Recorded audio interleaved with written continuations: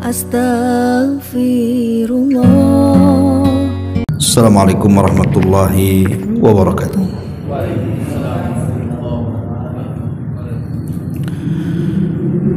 Alhamdulillah wassalatu wassalamu ala Rasulillah wa ala alihi wa sahbihi wa mawalah wa la hawla wa la quwwata illa billahi wa ba'd. Alhamdulillah, segala puja dan puji hanya milik Allah subhanahu wa ta'ala. Salawat dan juga salam kita hadiahkan kepada Rasul kita Nabi besar Muhammad sallallahu alaihi wa ala alihi wasallam.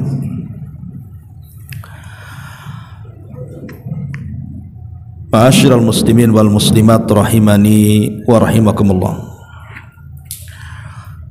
Alhamdulillah, di malam hari ini kembali kita bisa duduk di Masjid Al-Fajri Jodoh Batam, dan tak lupa kita haturkan salawat serta salam kepada Rasul kita Nabi besar Muhammad sallallahu alaihi wa ala alihi wasallam. Pembahasan di malam hari ini kita akan membahas tentang 10 perkara yang sia-sia dan tidak akan membawa manfaat dalam kehidupan manusia, di mana perkara-perkara ini saya kutip dari perkataan Al-Imam Ibnul Qayyim rahimahullahu ta'ala dalam kitabnya Ad-Da' wa Dawa, di mana beliau rahimahullahu ta'ala Imam Ibnul Qayyim mengatakan asyratu asya dha'i'atun la yuntafa'u biha. Kata beliau, ada 10 perkara yang membuat amal-amal kita sia-sia dan tidak ada manfaatnya sama sekali. Apa saja 10 perkara ini? Ma'asyiral muslimin wal muslimat rahimani wa rahimakumullah. Tentu harapan seorang muslim saat beramal saleh,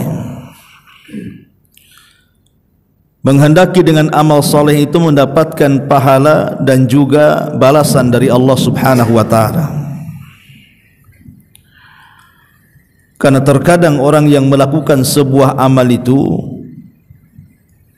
mereka menghabiskan waktunya, menghabiskan tenaganya, menghabiskan jerih payahnya, bahkan sampai kepada harta dan biaya-biaya dalam pelaksanaan ibadahnya.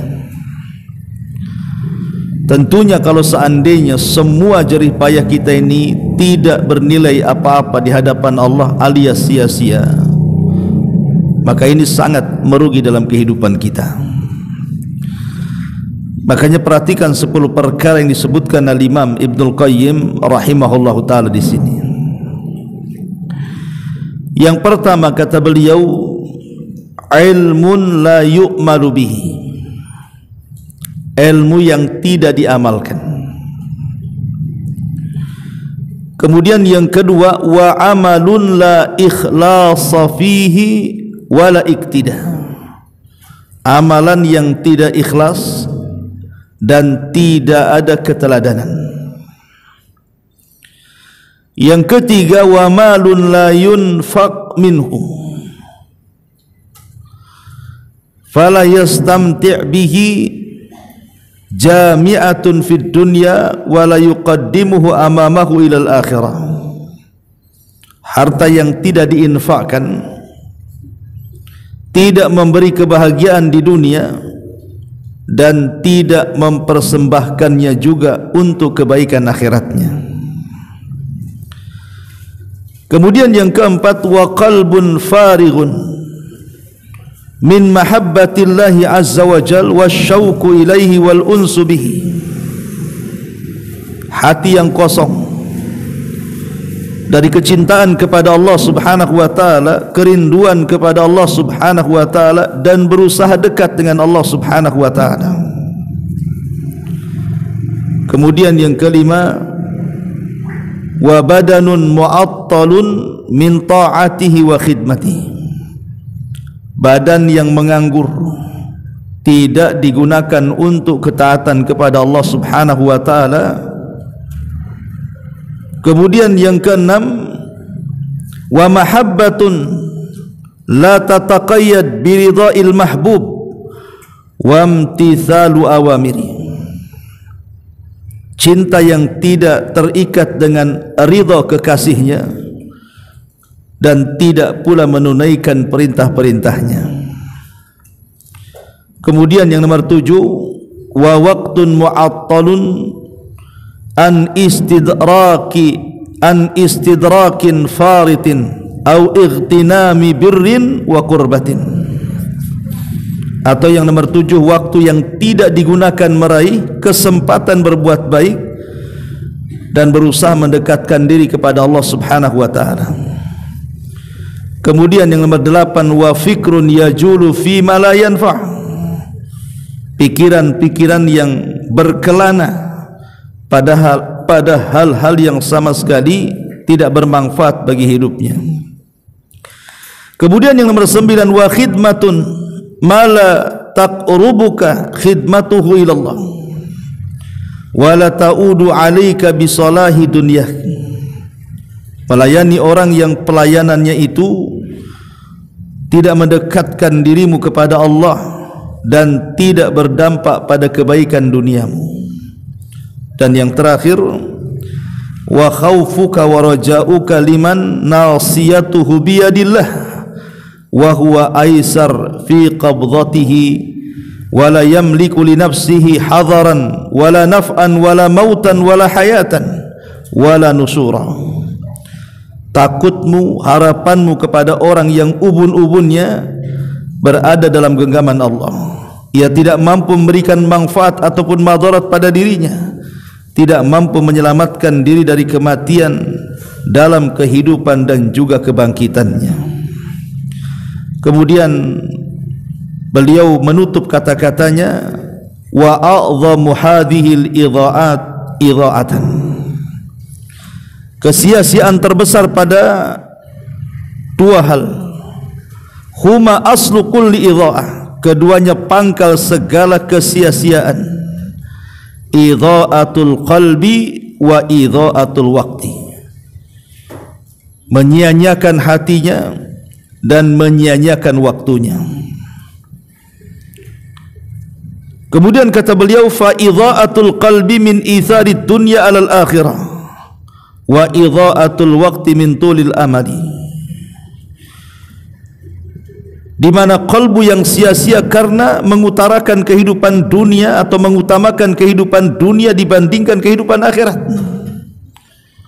Adapun menyanyiakan waktu karena terbuang-buang dengan panjangnya angan-angan.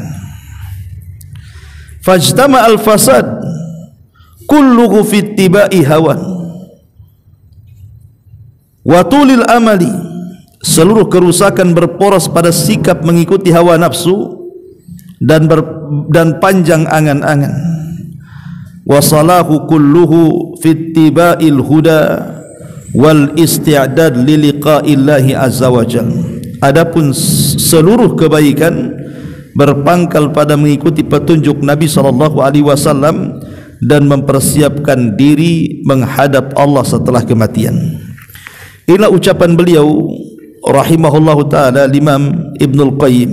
Baik, kita jabarkan satu persatu.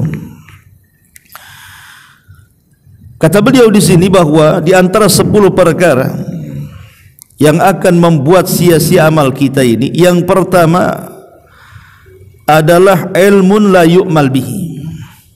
Ilmu yang tidak pernah diamalkan. Masyarul muslimin yang dimuliakan Allah Subhanahu wa taala, Nabi sallallahu alaihi wasallam mengajarkan sebuah doa yang sering kita dengar. Apa doanya?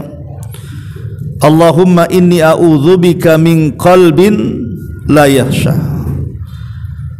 wa nida'in la yasma, wa min nafsin la tashba, wa min ilmin la yanfa.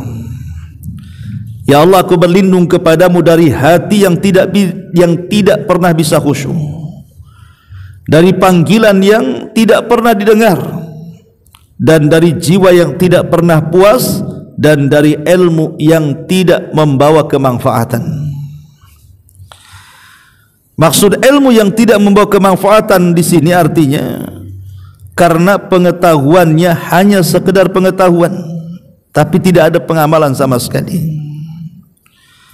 Makanya ilmu tanpa amal itu seperti pohon tanpa buah. Buat apa kemudian orang banyak mengetahui perkara-perkara akhirat tetapi tidak ada satu pun yang diamalkannya? Maka itu sama dengan keledai yang membawa kitab-kitab di punggungnya. Dia tidak paham isinya. Dia tidak paham bahwa ilmu yang dipelajari itu harusnya diamalkan, gitu maksudnya. Dan itulah ciri khas orang-orang Yahudi. Allah Subhanahu wa taala berikan kecerdasan, tapi mereka tidak pandai mengamalkan. Makanya Nabi SAW berusaha keras mengajarkan umatnya agar kita jangan sampai memiliki pengetahuan dan tidak bermanfaat untuk kehidupan. Karena percuma akhirnya kan, orang belajar ini kadang-kadang juga melelahkan, ikhwan. Orang-orang yang menuntut ilmu ini kadang-kadang melelahkan. Mereka harus meluangkan waktu di sela-sela waktu mereka harus hadir di majelis ilmu, tapi setelah mendapatkan ilmu tidak berusaha untuk diamalkan, maka sia-sialah akhirnya ilmu yang didapatinya itu. Ini yang pertama. Kemudian yang kedua, wa amalun la ikhlasa fihi wal iqtida. Amal yang tidak dilandasi keikhlasan, dan juga amal yang tidak dilandasi dengan mengikuti petunjuk Nabi sallallahu alaihi wasallam. Lihat sebuah hadis ketika Nabi sallallahu alaihi wasallam bercerita tentang manusia yang pertama kali disentuh api neraka. Mereka orang-orang yang pertama kali disentuh api neraka itu bukan para penjahat, bukan para pembunuh, bukan orang-orang zalim, tidak. Mereka adalah orang-orang spesial yang zahirnya melakukan amal-amal besar, tapi amal-amal itu justru memasukkan mereka ke dalam neraka. Kenapa? Karena tidak ada keikhlasan di dalamnya. Kata Nabi SAW, inna awwalan nas yuqda yawmal qiyamati alaihi rajulun ustushhida. Sesungguhnya manusia pertama kali dihisab, dihadapkan di pengadilan Allah pada hari kiamat adalah seorang laki-laki yang mati syahid. Orang mati syahid ini enggak sembarang, ikhwan. Karena peperangan itu kan sesuatu yang manusia membenci untuk melakukannya. Allah mengatakan kutiba alaikumul qital wa huwa kurhul lakum, diwajibkan atas kalian berperang padahal itu sesuatu yang kita benci. Karena tidak semua orang ingin mati masalahnya, dan tidak semua orang punya keberanian untuk mati. Dan itu kita bisa saksikan. Jangan lagi orang yang biasa perang, ya, kita yang tidak biasa perang mendengar mercon saja sudah ketakutan. Apalagi betul-betul kemudian dihadapkan dengan peperangan yang sesungguhnya, apalagi seperti di zaman dulu berhadap-hadapan pedang dengan pedang kan, nampak keberaniannya. Jadi ada orang yang mati ustushhida, dia mati syahid, fa utiya bihi fa arrafahu ni'amahu fa arrafaha, maka dia dihadapkan di hadapan Allah, kemudian digambarkan di hadapan dia tentang amalan dia di dunia, dan dia menyaksikannya. Kemudian Allah Subhanahu wa taala berfirman, "Fama amilta fiha ya fulan?" Apa yang kau lakukan di situ wahai fulan? Qala, dia mengatakan, qataltu fika hatta ustushhidtu ya Rabb. Aku berperang karenamu sampai aku mati syahid karenamu juga. Maka Allah Subhanahu wa taala mengatakan, kadzabta ya fulan, engkau dusta wahai fulan, walakinnaka qatalta li an yuqala jari faqad qil. Kata Allah Subhanahu wa taala, engkau berperang itu bukan untuk dikatakan lillah, tetapi engkau berperang untuk manusia mengatakan kau seorang pahlawan, kau seorang mujahid, dan itu dikenal akhlakmu seperti itu. Akhirnya kemudian thumma umira bihi fasuhiba ala wajhihi thumma ulqiya finnar. Maka Allah pun kemudian mengatakan kepada para malaikat, seret orang ini, masukkan dia ke dalam neraka. Lihat, jadi orang ini mati kemudian dimasukkan ke dalam neraka bukan karena kezaliman. Ingat, bukan karena mencuri, bukan karena membunuh, bukan karena berdusta, ghibah, namimah atau apalah nama dosanya. Orang ini masuk neraka karena mati syahid, mati dalam peperangan melawan musuh. Kenapa orang mati syahid kemudian dimasukkan ke dalam neraka? Bukan syahidnya, tetapi niat dia berperang, itulah masalahnya. Dia niat tidak karena Allah, itu masalahnya, tapi supaya manusia mengatakan dia pahlawan itu. Makanya Allah Subhanahu wa taala tidak terima, sia-sialah jihadnya. Kemudian setelah itu didatangkan lagi orang yang pakar Quran, kemudian digambarkan di dunia saat dia belajar Quran sampai kemudian hafal Quran sampai mengajarkan Al-Quran. Kemudian Allah katakan, siapa itu di sana? Kata si fulan, ana wahai Rasul, saya itu wahai Rasul. Maka Allah mengatakan, apa yang kau lakukan di situ? Maka dia mengatakan, qara'tu fikal Quran, aku membaca untukmu Al-Quran ya Rabb. Maka Allah mengatakan, kadzabta, dusta kamu. Engkau membaca Quran itu supaya manusia mengatakan engkau ini qari. Akhirnya orang yang kedua pun dimasukkan ke dalam neraka. Kemudian yang ketiga, orang yang ahli sedekah, dikenal kedermawanannya. Tempat-tempat mana-mana yang dihajatkan sedekah, dia sedekahkan hartanya di situ. Orang ini dipanggil di hadapan Allah, kemudian ditampakkan amalan di dunia saat dia bersedekah. Dia sedang menyumbang masjid, panti asuhan, orang-orang yang membutuhkan dari kalangan fuqara wal masakin, anak-anak yatim, macam-macam lah disedekahkan. Kemudian Allah mengatakan, betul itu kamu? Dia mengatakan, ya. Fama amilta fi, apa yang kau lakukan di sana? Maka dia mengatakan, tasaddaqtu fik, aku bersedekah karenamu ya Rabb. Maka Allah mengatakan, kadzabta, dusta kamu. Engkau bersedekah itu hanya ingin dikatakan kau ini dermawan saja. Akhirnya tiga orang ini diseret ke neraka dan dimasukkan ke neraka. Dialah orang yang pertama kali disentuh api neraka, kata Rasul. Lihat bagaimana amalan syahidnya sia-sia, bagaimana amalan Al-Qur'annya sia-sia, amalan sedekahnya sia-sia. Kenapa masalahnya? Karena tidak didasari dengan keikhlasan. Itu masalahnya. Begitu juga orang yang berusaha untuk ikhlas tetapi tidak mencontoh Nabi SAW pun sama juga. Apa bedanya? Nabi SAW mengatakan, man amila amalan laisa alaihi amruna fahuwa rad. Barang siapa yang melakukan sebuah amalan dan tidak dicontohkan, maka amalan itu tertolak. Di zaman Abdullah bin Mas'ud radhiyallahu anhu,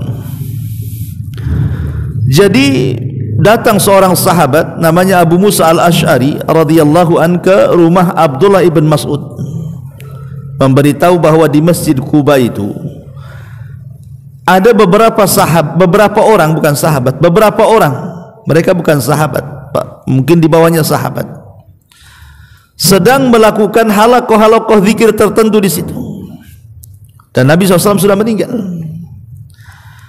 Jadi Abi Musa al-Ash'ari melaporkan kepada Abdullah bin Mas'ud supaya melihat orang-orang yang di Masjid Quba yang sedang melakukan halakoh zikir itu. Akhirnya kemudian Abdullah bin Mas'ud pun mengikuti Abu Musa al-Ash'ari ke Masjid Quba. Rupanya betul di Masjid Quba ini banyak jemaah Ada yang halaqah di sini, halaqah di sana, halaqah di sini, kemudian zikir sekian kali, zikir sekian kali. Maka Abdullah bin Mas'ud langsung menegur mereka dan mengatakan, sebaiknya kalian menghitung dengan kerikil-kerikil yang di tangan kalian itu. Kesalahan-kesalahan kalian, ku jamin kebaikan kalian tidak akan hilang. Kemudian orang-orang ini mengeles dan mengatakan, ya Aba Abdillah, wahai Aba Abdillah, ma aradna illal khair, apa yang kami lakukan ini kami tidak menghendaki kecuali kebaikan loh. Artinya ikhlas mereka melakukannya. Tetapi Abdullah bin Mas'ud radhiyallahu anhu mengatakan, kam min muridin lil khairi lan yusiba. Berapa banyak orang yang menghendaki kebaikan rupanya tidak diganjar oleh Allah. Artinya mengharap kebaikan saja tidak cukup kalau amalannya tidak sesuai dengan sunnah Nabi sallallahu alaihi wasallam. Makanya di ujung hadis, di ujung riwayat ini Abdullah bin Mas'ud mengatakan, bagaimana kalian ini, Rasul saja baru meninggal, lihat pakaiannya belum usang, bejananya belum ada yang pecah. Apakah kalian lebih berpetunjuk dibandingkan petunjuk Nabi, ataukah kalian sedang membuka pintu kesesatan, katanya. Dari kisah ini menunjukkan bahwa ikhlas saja tidak cukup, tetapi harus ada ittiba, pencontohan kepada Nabi sallallahu alaihi wasallam. Makanya ulama sepakat ketika bicara tentang syarat qabulul amal, amal itu, syarat qabulul amal itu, amal diterima tidaknya itu karena dua perkara. Pertama harus ada keikhlasan, yang kedua harus ada ittiba, pencontohan kepada Nabi SAW, baru amalan itu diterima Allah Subhanahu wa ta'ala. Kalau tidak, tertolak, sia-sia akhirnya amalannya. Ini yang kedua. Kemudian yang ketiga, wa malun la yunfiqu minhu, harta yang tidak, atau la yunfaqu minhu, tidak diinfakkan. Fala yastamti' bihi jami'atun, fala yastamti' bihi jami'atun fid dunya wa la yuqaddimuhu amamahu ilal akhirah. Harta yang tidak pernah diinfakkan, di mana tidak memberikan kebahagiaan pada pemilik harta di dunia, bahkan tidak juga bermanfaat untuk akhiratnya. Jadi ada orang-orang itu, ikhwan, hartanya banyak, tetapi hanya disimpan di ATM saja, terkadang miliaran, triliunan, ya hanya di ATM itu saja. Lalu buat apa coba? Kadang-kadang ada orang bakhil itu sampai ke taraf bakhil bukan kepada orang loh ya, bakhil kepada dirinya sendiri. Dia sanggup memberi pakaian yang bagus, tapi pakaian yang ia pakai itu kumal. Dia sanggup memberi makanan yang enak, tapi yang ia makan itu ala kadarnya, bahkan tidak bergizi sama sekali. Lah kalau orang ini bakhil kepada dirinya, secara otomatis pasti dia bakhil kepada orang. Jadi ada orang-orang itu yang bakhilnya itu loh bukan sama orang lain saja, tapi bakhilnya sama dirinya sendiri. Ma'asyiral muslimin yang dimuliakan Allah Subhanahu wa ta'ala, sering saya katakan bahwa hakikat harta itu adalah at-tajmi' wa tafriq. Tajmi' wa tafriq, tajmi' itu artinya mengumpul-ngumpulkan banyak-banyak.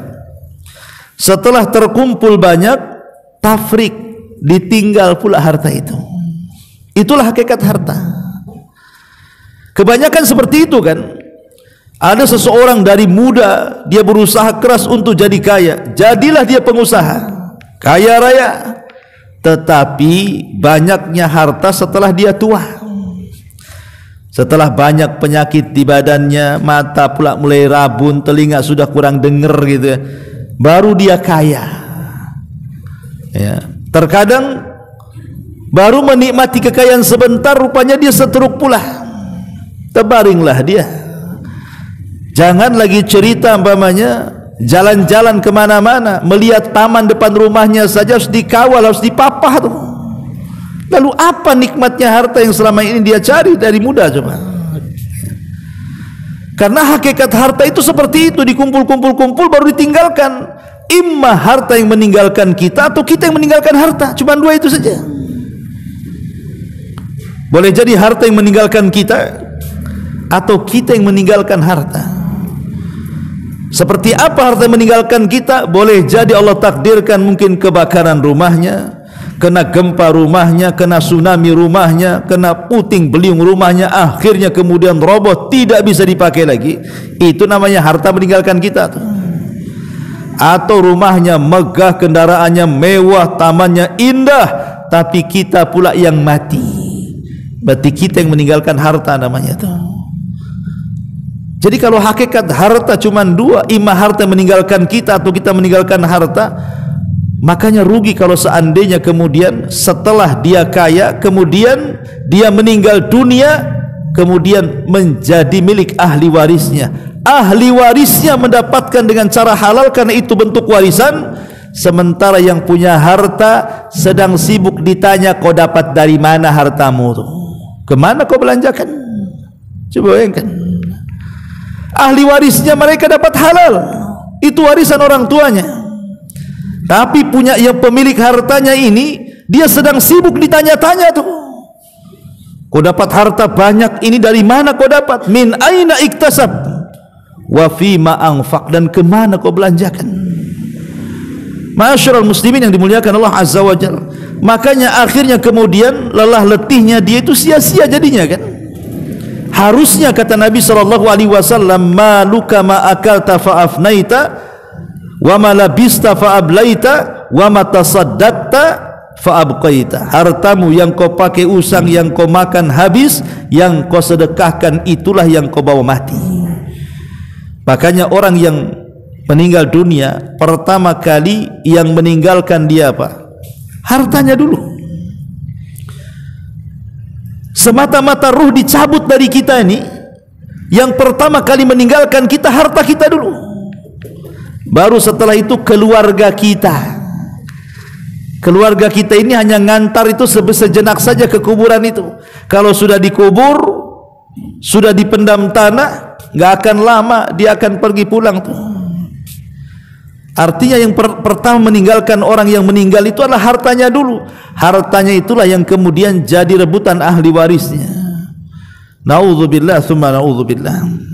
Ma'asyiral muslimin yang dimuliakan Allah Azza wa, ini yang kedua. Amalan yang sia-sia adalah harta yang tidak pernah diinfakkan, sehingga tidak membahagiakan dia di dunia, apalagi membahagiakan dia di akhirat. Kemudian yang keempat, amalan yang sia-sia adalah qalbun farighun min mahabbatillahi azza wa jal wasyauq ilaihi wal unsubi. Hati yang kosong dari cinta kepada Allah, tidak ada kerinduan kepada Allah, tidak ada mendekatkan diri kepada Allah subhanahu wa ta'ala. Ma'asyiral muslimin yang dimuliakan Allah subhanahu wa ta'ala, ada sebagian manusia yang dalam kehidupan dunia ini cara berfikirnya hanya dunia dan dunia saja. Hatinya hampa dan kosong karena tidak pernah dekat dengan Allah subhanahu wa ta'ala. Sehingga ketika kemudian dia ingin mencari kebahagiaan, terkadang karena tidak tahu jalannya, akhirnya dia berfikir yang tidak-tidak kan. Dia berfikir bahwa kalau banyak uangnya pasti bahagia. Setelah banyak uangnya tak bahagia juga. Banyak orang yang bunuh diri gara-gara kekayaannya. Akhirnya berfikir bahwa bahagia itu kalau bisa berjalan ke sana kemari, ke tempat-tempat indah dan rekreasi. Dia pun berjalan ke sana kemari, tidak juga kunjung mendapatkan kebahagiaan. Katanya kebahagiaan itu ada di pangkat jabatan kepemimpinan, dia kejar itu semuanya. Sudah dapat, tak ada pun kebahagiaan di situ. Lalu kebahagiaan itu ada di mana? Maka para ulama mengatakan as-sa'adatu fi qalbi, bahwa kebahagiaan itu ada dalam hati sebenarnya. Dan itu hanya ada pada kecintaan kita kepada Allah subhanahu wa ta'ala. Semakin dekat dengan Allah, maka semakin dekatlah kebahagiaan itu kepada kita. Makanya Syekh Muhammad Ibn Abdul Wahhab di muqaddimah kitabnya Qawaidul Arba' itu, apa kata beliau? Beliau mengatakan bahwa di antara alamat-alamat kebahagiaan adalah apabila manusia ditimpa musibah dia bisa bersabar. Apabila manusia diberikan nikmat dia bersyukur. Apabila manusia melakukan dosa lekas dia istighfar. Kemudian kata Syekh, tiga perkara ini adalah unwanus sa'adah. Itulah kunci kebahagiaan manusia. Pertama, apabila ditimpa musibah dia bersabar. Dia yakin ini datang dari Allah Subhanahu wa taala, hatinya terpaut dengan Allah. Enggak mungkin Allah itu memberikan musibah kecuali dengan sesuatu yang sanggup kita hadapi. Yang kedua, dan tidak mungkin juga Allah memberikan musibah kecuali kalau kita beriman, itu tanda sayangnya Allah sedang menguji kita, sehingga dia bersabar. Ya. Kalau diberikan nikmat dia bersyukur. La in syakartum la azidannakum wa la in kafartum inna adzabi lasyadid. Dan kalau dia melakukan dosa cepat istighfar. Itulah hati yang dipenuhi dengan zikrullah azza wajalla. Maka kalau seandainya hati ini kosong, ikhwatu fiddin, dari Allah Subhanahu wa taala, atau kecintaan kita kepada Allah azza wajalla, sia-sialah amal kita. Lalu bagaimana caranya supaya hati ini dipenuhi dengan kecintaan kepada Allah Subhanahu wa taala? Kata Imam Ibnul Qayyim, pertama, perbanyak Al-Quran, perbanyak membaca Al-Quran. Yang kedua, perbanyak melakukan solat-solat sunnah. Kemudian yang ketiga, perbanyak lisannya mengucapkan zikrullah. Kemudian yang keempat, perbanyak tafakur dengan nama-nama dan sifat-sifat Allah azza wa jalla. Kemudian yang kelima, cobalah berkhalwat dengan Allah Subhanahu wa taala di sepertiga malam akhir, supaya kita merasakan lezatnya ibadah kepada Allah azza wa jalla. Dan juga jauhi kemaksiatan. Dan banyak lagi, kata Imam Ibnul Qayyim rahimahullahu taala, sebab hati kita ini dipenuhi dengan perasaan cinta kepada Allah Subhanahu wa taala. Yang jelas bahwa kecintaan kepada Allah itu bukan hanya sekedar terlontar di lisan. Sebab cinta itu kalau hanya terlontar di lisan tapi tidak ada dalam hati yang paling dalam, maka percuma kecintaan itu. Manusia yang paling cinta kepada Nabi SAW siapa? Abu Talib. Abu Talib itu orang yang paling cinta kepada Nabi, padahal dia kafir, tapi dia cinta dengan Nabi. Bukti cinta Abu Talib dengan Nabi SAW, setiap orang-orang pembesar Quraisy itu hendak menyakiti Rasul, maka dia orang yang paling pertama kali menghadapinya.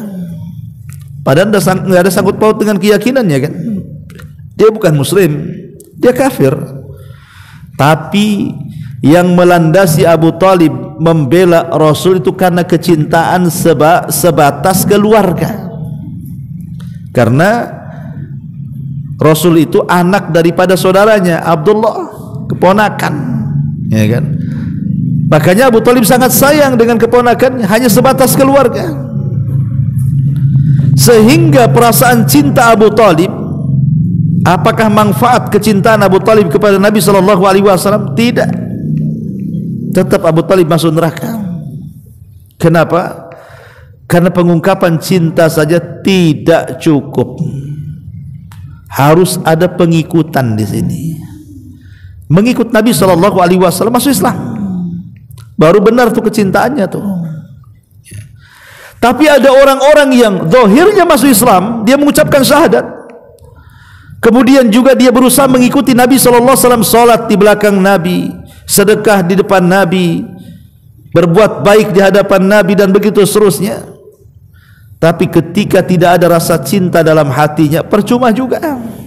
Seperti yang terjadi kepada tokoh munafik Madinah, Abdullah ibn Ubay ibn Salul. Itu tokoh munafik Madinah, pura-pura masuk Islam, solat di belakang Nabi, sedekah dengan Nabi, jihad di belakang Nabi.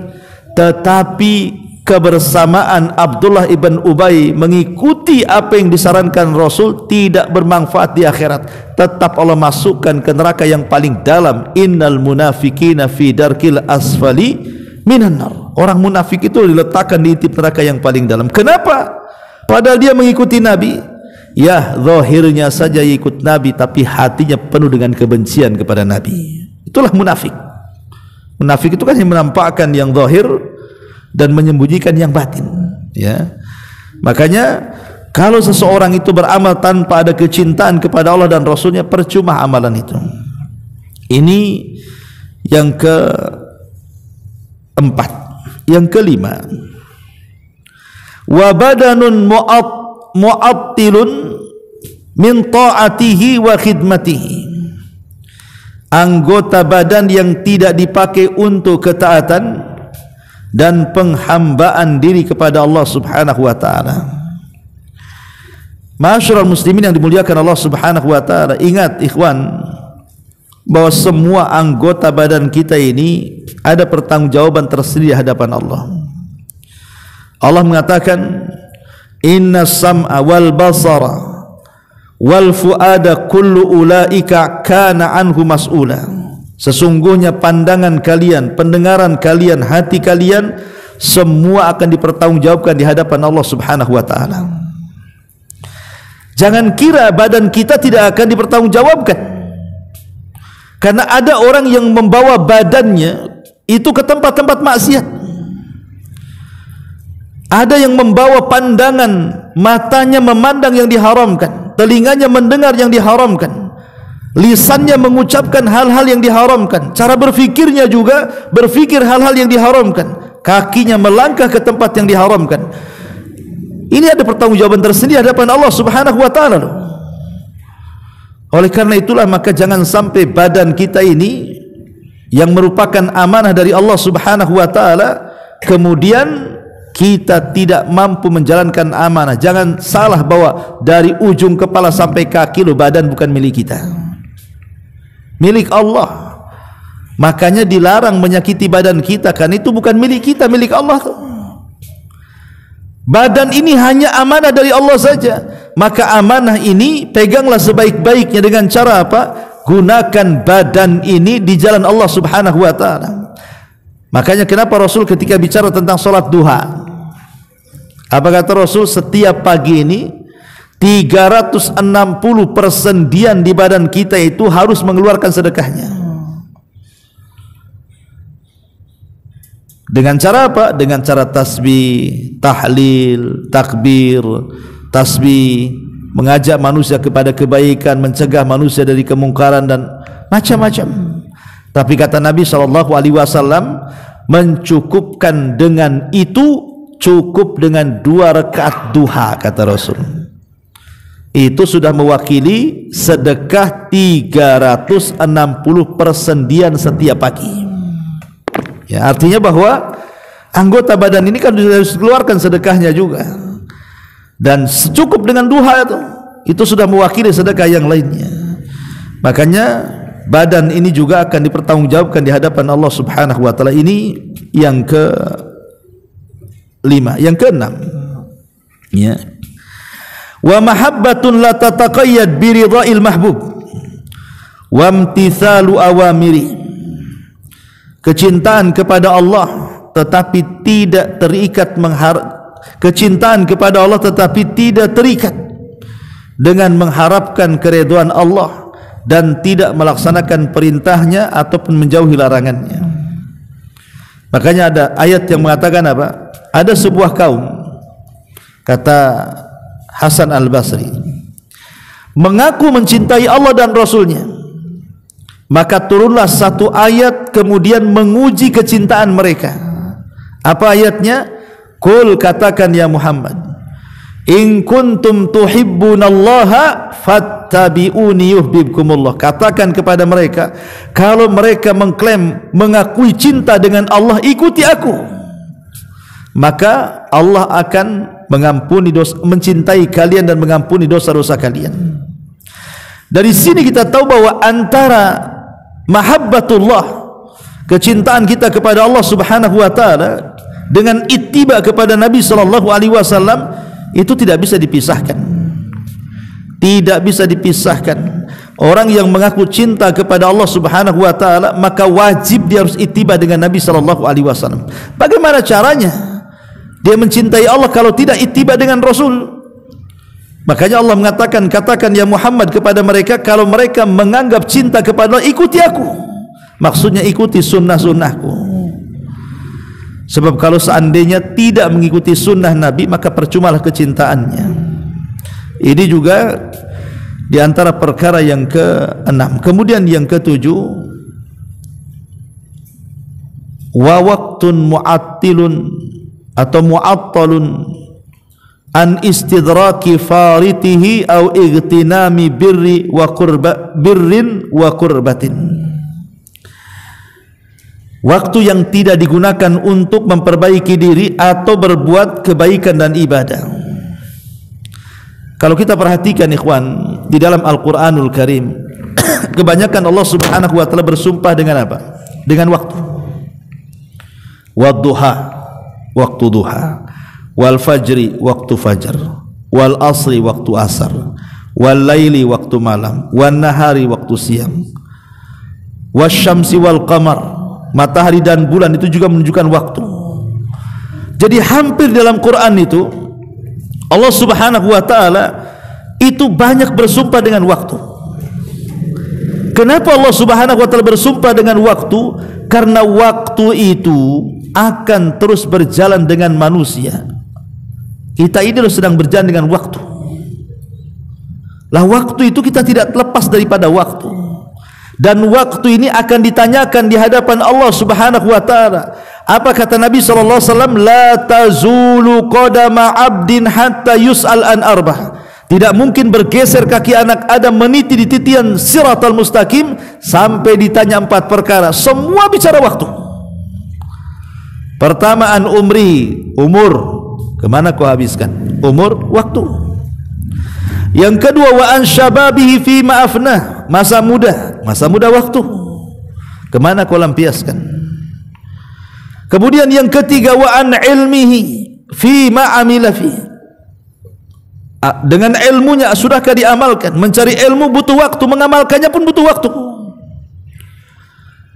Kemudian hartanya, wa fi malihi min aina iktasabahu wa fi ma anfaqahu, tentang hartanya dari mana kau dapat, ke mana kau belanjakan. Mencari harta butuh waktu, membelanjakannya pun butuh waktu.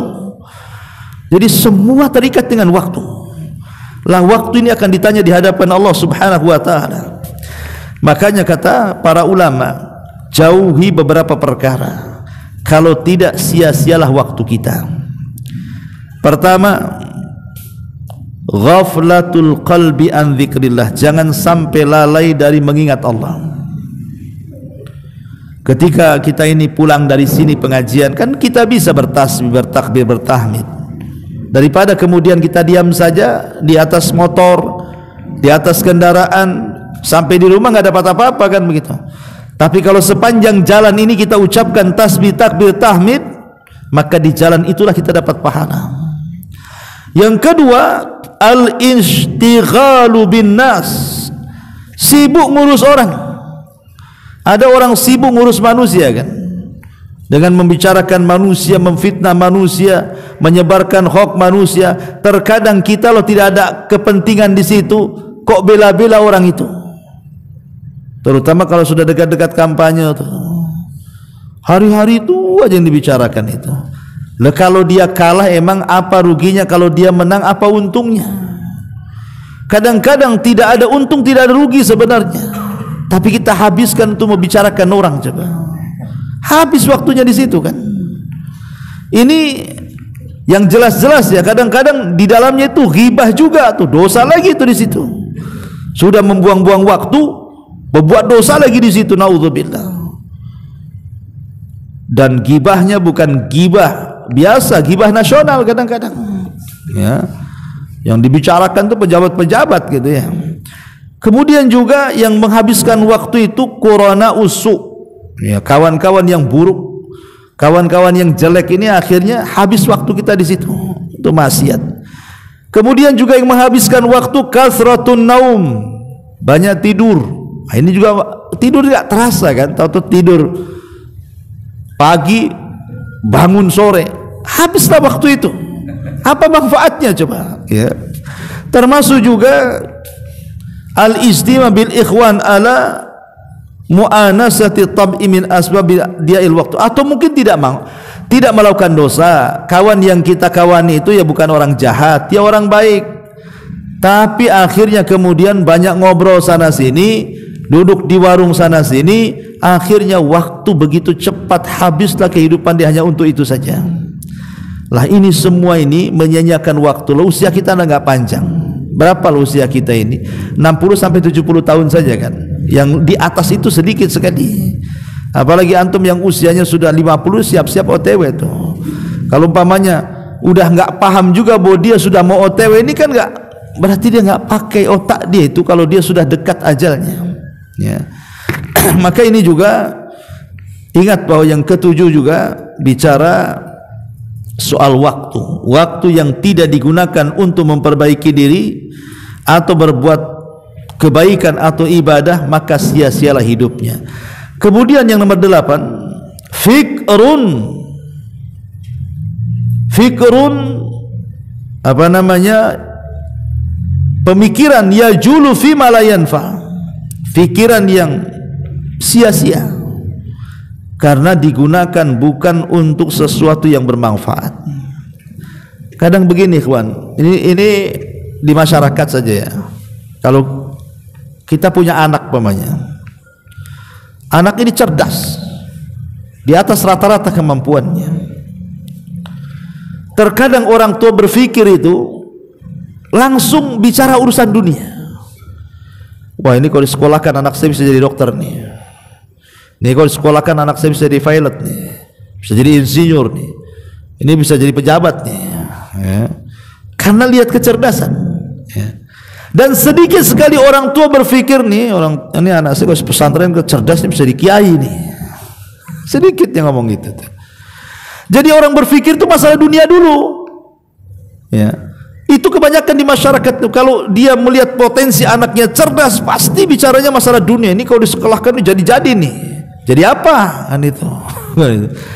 Coba berpikirnya gantilah. Berpikirnya ini anak cerdas, ini bagus juga dimasukkan ke pesantren yang mudah-mudahan cepat hafal Quran, kan gitu. Ini enggak, ya. Sudah dunia dulu, akhirat itu belakangan tuh. Jadi ke pesantren ini kalau sudah nakal baru dimasukkan ke pesantren. Nah biasanya kalau sudah nakal, akhirnya semua orang berpikiran seperti itu. Si anu anaknya nakal masuk pesantren, si anu anaknya nakal masuk pesantren. Ketemulah si nakal dengan si nakal, buat geng di pesantrennya. Akhirnya ngerusak pesantren kan. Ya. Ini kayaknya agak idiot anak yang bungsu ini, masukkan ke pesantren aja lah. Ini kan coba kan, yang bodoh-bodoh pula dimasukkan ke pesantren. Lah ini cara berpikir yang salah. Kata Imam Ibnul Qayyim rahimahullahu ta'ala, kasihan loh, anak ini punya potensi kecerdasan tapi diarahkan ke dunia, habis waktunya untuk situ jadi akhirnya kan, habis dia waktunya untuk sekolah, menghabiskan dunia sampai dia dewasa. Lalu manfaat kehidupan akhiratnya apa untuk orang tuanya dan untuk dia sendiri kan? Ya, makanya di sini harus paham bahwa di antara hal yang menyia-nyiakan amal itu adalah pikiran yang digunakan pada sesuatu tidak ada manfaatnya. Ma'asyiral muslimin wal muslimat rahimani wa rahimakumullah. Kemudian yang nomor 9 di sini, khidmatu man la yaqrabuka khidmatuhu ila Allah wa la ta'udu 'alaika bi salahi dunyah. Melayani seseorang tetapi pelayananmu terhadapnya tidak mendekatkan dirimu kepada Allah Subhanahu wa ta'ala. Begini maksudnya. Dalam dunia pekerjaan, kebanyakan orang bekerja itu kan melayani orang. Coba lihat orang-orang yang kerja di PT itu, berapa ribu kan, sedang melayani siapa? Sedang melayani yang pemilik perusahaan, ownernya, buruh bahasa kitanya kan, ya. Artinya bahwa Ada orang-orang itu yang selama hidup di dunia menjadi buruh, bekerja kepada orang, tetapi pekerjaannya itu sama sekali tidak bernilai ibadah dan tidak mendekatkan diri kepada Allah. Sudah susah dengan gaji yang kecil di dunia, di akhirat pula belum tentu dapat pahala. Maka dari sini seorang muslim haruslah menjadikan setiap pekerjaan apapun bernilai ibadah. Bagaimana caranya? Pertama, niatkan keluar rumah itu memang untuk beribadah. Innamal a'malu binniyat. Amal tentukan niatnya. Yang kedua, ketika bekerja, bekerjalah dengan cara yang baik. Jangan korupsi waktu. Kalau sudah ditentukan jam sekian masuk, jam sekian istirahat, jam sekian pulang, ikuti aturan. Itu namanya amanah dengan waktu. Kadang-kadang kita ini kerjaan, kadang-kadang korupsi waktu, giliran gajian kurang sedikit protesnya, naudzubillah. Ini kurang 100 ini. Lah kok 1 jam tidur nggak ada tuh yang dikomplain. Jadi kadang-kadang itu kita pandai menuntut tapi tidak bisa memberikan hak. Ya. Maka ini bukan benar ibadah. Ya. Kemudian yang ketiga, jangan tinggalkan kewajiban. Datang waktu zuhur sholat, datang asar sholat, datang maghrib sholat. Kadang orang saking sibuknya bekerja malah lupa zuhur, asar, maghrib, isya, subuh dengan berbagai macam alasan. Lalu untuk apa anda bekerja kalau begitu? Kalau meninggalkan sholat untuk apa kerjanya? Walaupun 1 gepok uang anda kalau nggak sholat itu percuma, nggak ada nilainya sama sekali. Ya. Kemudian juga ingat bahwa anda sedang mencari rezeki untuk keluarga, maka carilah yang halal, jangan cari yang haram. Kalau di situ ada yang haram, pergi. Negeri Allah itu luas, cari yang betul-betul halal. Makanya Nabi SAW satu hari ada seseorang yang lewat di hadapannya. Orangnya badannya sterek, rajin, semangat.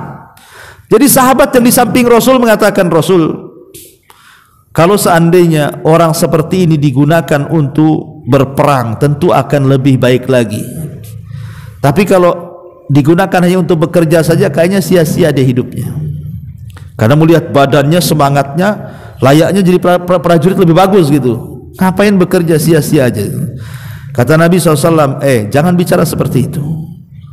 Kemudian Rasul mengatakan, in kana kharaja yas'a ala waladihi sigharan fahuwa fi sabilillah. Jangan salah, kalau orang itu keluar karena di rumahnya ada anak kecil, dia mencari pekerjaan itu untuk memberi makan anaknya, maka dia dianggap di jalan Allah. Atau wa in kana kharaja yas'a ala abawaini saykhaini kabiraini fahuwa fi sabilillah. Atau boleh jadi dia bekerja itu karena di rumahnya ada orang tua yang sudah sepuh, dia yang harus mencari pekerjaan dan menghidupi kedua orang tuanya atau nenek kakeknya, maka kalau itu yang terjadi maka dia dianggap di jalan Allah. Atau kata Rasul, wa in kana kharaja yas'ala nafsihi ya ufuha fahuwa fi sabilillah. Atau boleh jadi dia bekerja itu karena dia tidak mau minta-minta, dia tidak mau jadi pengemis, makanya dia bekerja. Maka dengan bekerja itu dia sedang di jalan Allah. Artinya kalau kita pandai mengolah, ikhwatu fillah muliakan Allah azza wajal, pekerjaan yang asalnya mubah itu bisa bernilai ibadah sebenarnya. Kalau tidak ya sia-sia kerjanya, yang nggak dapat apa-apa jadinya kan. Maka pandai-pandailah mengolah pekerjaan yang tadinya mubah menjadi sebuah ibadah. Kemudian yang terakhir, kata Imam Ibnul Qayyim rahimahullahu ta'ala, beliau mengatakan, khaufuka wa raja'uka liman nasiyatuhu biyadillah wa huwa asbaru fi qabdatihi wa la yamliku li nafsihi hadaran wala naf'an wala mautan wala hayatan wala nusyura. Takut dan harap kepada sesama hamba, padahal dia di bawah kekuasaan dan kendali Allah Subhanahu wa taala. Maksudnya begini, dalam kehidupan dunia ini, ikhwan, terkadang ada orang-orang yang kurang tawakal dengan Allah Subhanahu wa taala sehingga hidupnya itu dibayang-bayangi dengan ketakutan kan.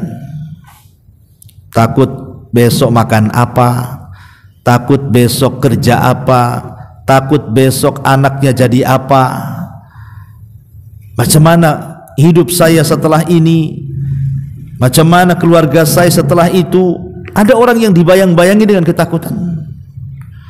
Baru muncul nama kita saja di PT, di list ada nama kita, orang-orang yang di PHK, itu setengah mati kita merenung tuh, nggak bisa tidur. Kenapa nama saya ada di situ katanya? Ya, udah kayak kiamat tuh. Jadi ada orang itu yang dibayang-bayangi ketakutan dengan selain Allah Azza. Ini kan urusan dunia, ikhwan. Kenapa mesti takut dengan dunia? Ikhwan, Allah itu ketika membagi-bagikan rizkinya kepada hamba-hambanya, maka rizki kita sudah ditetapkan di Lauhil Mahfuz dan tidak mungkin berubah. Ya. Kemudian yang kedua, rizki itu di tangan Allah, bukan di tangan PT, ya, bukan di tangan bos, bukan di tangan pemilik perusahaan. Rizki itu di tangan Allah, dan Allah mampu memberikan rizkinya sesuai dengan kehendaknya. Manusia bisa menahan, tapi Allah tidak. Ya. Yang ketiga, bahwa manusia itu mati tidak mungkin dimatikan kecuali disempurnakan rizkinya. Mustahil orang itu mati kalau rizkinya nggak sempurna. Disempurnakan dulu rizkinya, baru mati dia sesuai dengan catatannya. Kemudian juga yang keempat, Allah itu ketika membagi-bagi rizkinya, maka tidak mungkin salah alamat, tidak mungkin malaikat yang antar rizki ke kita tiba-tiba mampir di rumah tetangga. Mustahil, ya. Nah, mungkin malaikat itu salah sasaran, ya, karena alamat kita palsu umpamanya kan. Malaikat itu tidak mungkin salah sasaran, ya. Yang jelas bahwa ketika kita bicara soal rizki itu, kita harus yakin bahwa di tangan Allah lah rizki kita,